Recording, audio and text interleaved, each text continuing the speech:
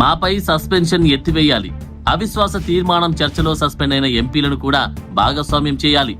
తొలి విడత బడ్జెట్ సమావేశాల్లో ప్రతిపక్ష నేత రాహుల్ గాంధీని మాట్లాడేందుకు స్పీకర్ నిరాకరించినందుకు నిరసనగా వెల్లోకి వెళ్లి ప్రశ్నించినందుకు 8 మంది ఎంపీలను స్పీకర్ ఓం బిర్లా సస్పెండ్ చేశారు.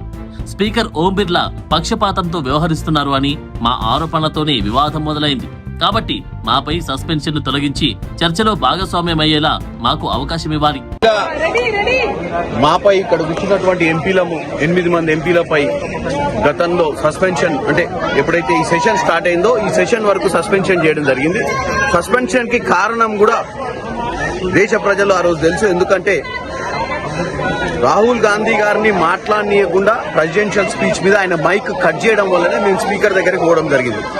ఈ రోజు అవిశ్వాస తీర్మానం పెట్టడం జరిగింది స్పీకర్ మీద. ఎందుకంటే స్పీకర్ అనే వ్యక్తి హౌస్ లో అందరినీ సరి సమానంగా చూడాల్సిన అవసరం ఉంది, అందరికీ సరైన అవకాశం ఇవ్వాల్సిన అవసరం ఉంది. కానీ స్పీకర్ పక్షపాతి బుద్ధితో పనిచేస్తున్నట్టు వాళ్ళ అధిష్టానం అంటే ప్రధానమంత్రి అమిత్ షా, కిరణ్ రిజిజు గారి చెప్పినట్టే పనిచేస్తూ వారి సభ్యులకే ఎక్కువ అవకాశం ఇస్తూ మా సైడ్ నుంచి ఏ ప్రతిపక్ష నాయకుడు గాని ఏ పార్టీకి సంబంధించిన నాయకుడు మాట్లాడినా గానీ అవతల వాళ్ళ చేత డిస్టర్బ్ చేసి ప్రజలకు సందేశం అందకుండా చేసే ప్రయత్నం చేస్తున్నారు.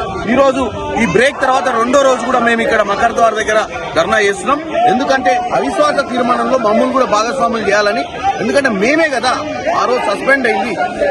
మేము ఆ రోజు సస్పెండ్ అయినప్పుడు మేము నిషికాంత్ దూబే కూడా సస్పెన్షన్ చేయాల్సిన అవసరం ఉందని చెప్పినాము. అనురాగ్ ఠాకూర్ ని కూడా సస్పెన్షన్ చేయాలని చెప్పినాము.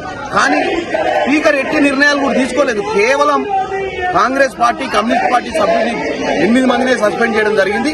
కాబట్టి ఆ రోజు ఇంకొక విషయం ఏంటంటే మహిళా సభ్యులు ప్రధానమంత్రిని అటాక్ చేస్తారు అని చెప్పి, దాడి చేస్తారని చెప్పి ఆయన మాట్లాడటం విడ్డూరంగా ఉంది. ఒక స్పీకర్ పదవిలో ఉండి ఒక స్పోక్స్ పర్సన్ పదవి చేస్తున్నట్టుగా కనపడుతుంది. కాబట్టి మా యొక్క ధర్నా ఇంకా కంటిన్యూ అవుతుంది. మమ్మల్ని ఇమీడియట్ గా సస్పెన్షన్ ఎత్తేయాలి, మమ్మల్ని హౌస్ లోకి అలౌ చేయాలి, అవిశ్వాస తీర్మానంలో మమ్మల్ని కూడా పార్టిసిపేట్ చేసే విధంగా చూడాలని కోరుకుంటున్నాం.